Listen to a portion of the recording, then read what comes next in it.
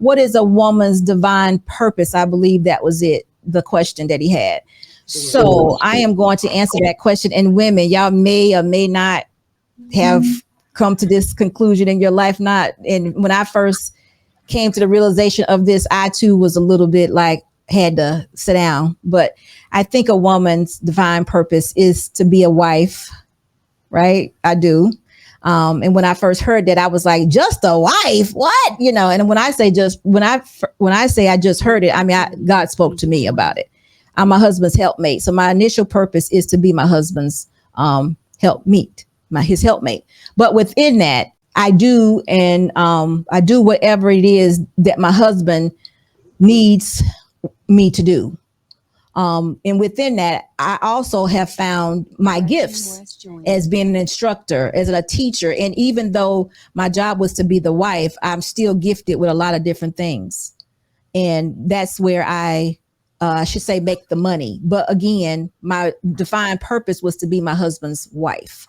And that's how it starts. But from that, women who are in that alignment, you know, building that marriage relationship with that man, God is your foundation. You're basing your relationship on principles. Then you're definitely fed different things throughout life and what you have to, you know, how you live. But the initial purpose, it was for me to be the wife. Listen, that was hard to learn at 25 years old, y'all. I don't know if I was willing to hear that initially. I was like, just a wife? What? I got so many other things going on in my head and I'm just a wife, because then at that point, you know, you're confusing purpose with job and all of that when that's not what it's about, you know. But then you live and you learn, you become more wise and grow and things of that nature.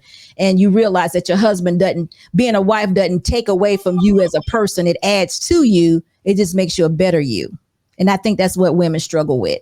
Being a wife doesn't make us less of a person. It makes you a better person. I hear so much that women say, oh, when I get married, I lose myself. No, you don't lose yourself. You become a better version of yourself. You just have to embrace what it is.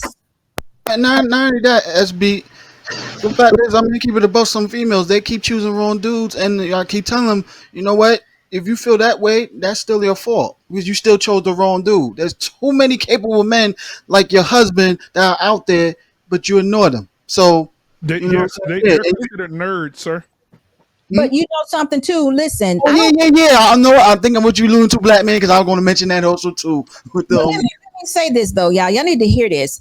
This is not me being a good wife and having my marriage based on those principles and the foundation of Christian foundation. It doesn't have anything to do with my husband, because my husband is not a perfect man. He could be any one of you all. And it's not based on if he's doing it or not. I answered a calling. I agreed to a covenant. I agreed to a commitment. I made the agreement. So I'm trying to be the best version of myself, the wife. I'm trying to be the best version for me, because I don't want to be out of alignment. I don't want to have to answer to the things that I did wrong. That's beautiful.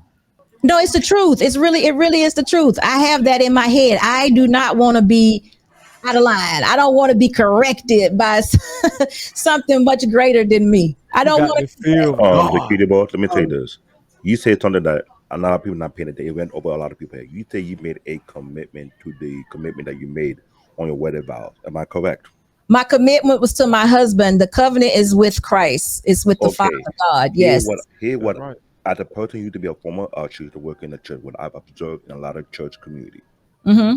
That scripture, what you were talking about, is based on Ephesians chapter 5, verse 22 to 33, and 3 Peter chapter 3, verse 1 and 7, verse 1 to 7.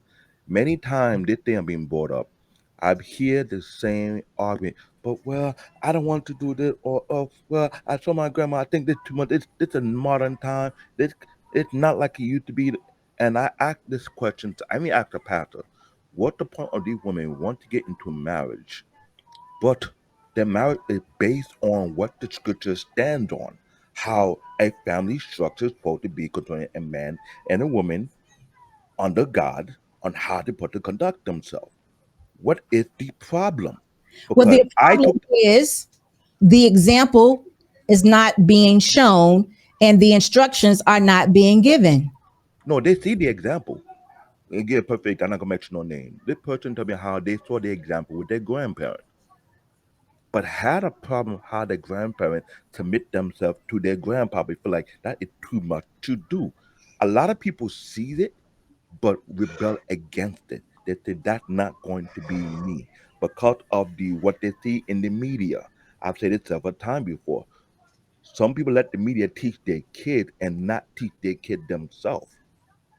But Canadian born, what I mean by the example, I see my mother was a wife, and to my dad, I saw that, and my mom was a wife her whole life. I say it all the time.